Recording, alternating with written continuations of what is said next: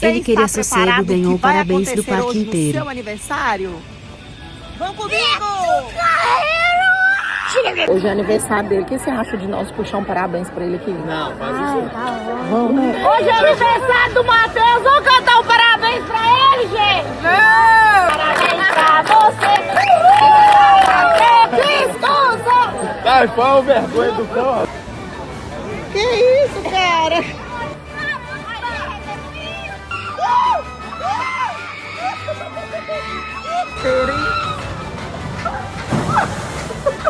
Eu não acho isso seguro.